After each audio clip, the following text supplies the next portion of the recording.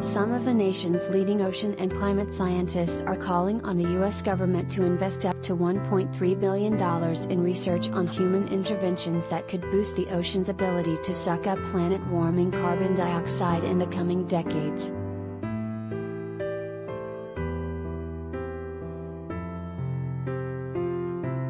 The recommendation is part of a new, 300-page National Academy of Sciences report released Wednesday that explores 6 techniques for accelerating ocean CO2 removal and storage, some more radical than others. Potential areas of study include restoring degraded ecosystems, large-scale seaweed farming, dumping nutrients like iron and phosphorus in the water to promote plankton growth, and even jolting seawater with electricity to make it less acidic.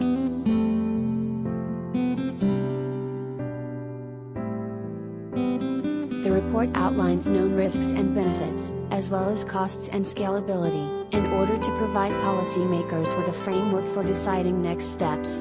It does not advocate for any individual tool or technology.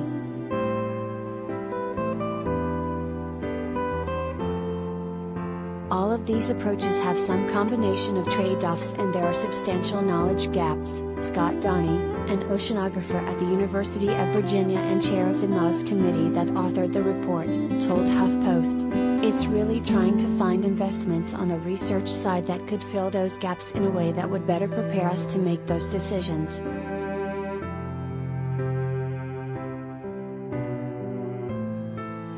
Burning of fossil fuels and other human activities have driven atmospheric carbon dioxide levels to their highest point in 800,000 years, and there is a growing consensus among the world's leading scientists that staving off potentially catastrophic climate change will require more than simply cutting greenhouse gas emissions going forward.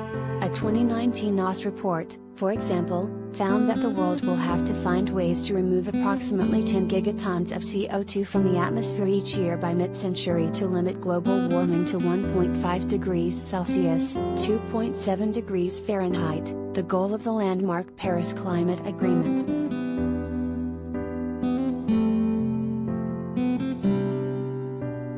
If it weren't for the oceans, Earth's largest carbon sink, the planet would already be significantly warmer. Oceans have absorbed an estimated 93% of the excess heat from human-caused climate change, and climate scientists and advocates have increasingly pushed for countries to use them as a key tool to meet climate goals and achieve the 1.5-degree target.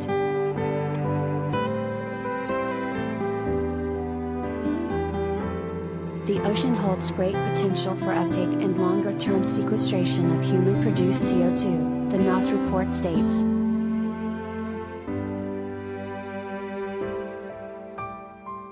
Of the 6 possible techniques, NAS's initial assessment concluded that nutrient fertilization and introducing electrical currents were among the most likely to prove effective at enhancing CO2 storage. But both come with significant environmental risk.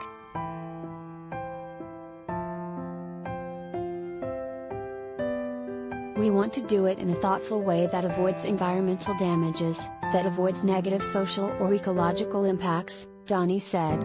But there's an urgency to start reducing emissions relatively soon.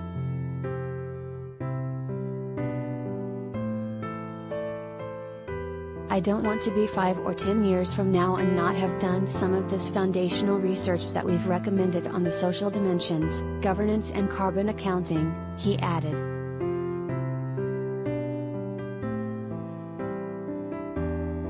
The NAS panel recommended an initial $125 million to fund a U.S. program to study the challenges and potential impacts of ocean carbon removal, with additional funding up to $1.2 billion over the next 10 years to conduct in-depth research into each of the 6 techniques.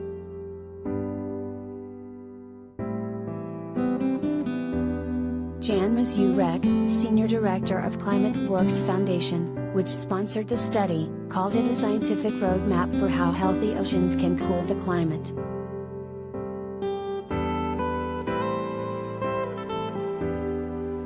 The ocean is the heart of our planet, but the world's fossil fuel addiction has pumped it full of CO2 and turned it more acidic, giving sea life the equivalent of heartburn disease, she said in a statement. We cannot live healthily if our oceans are sick.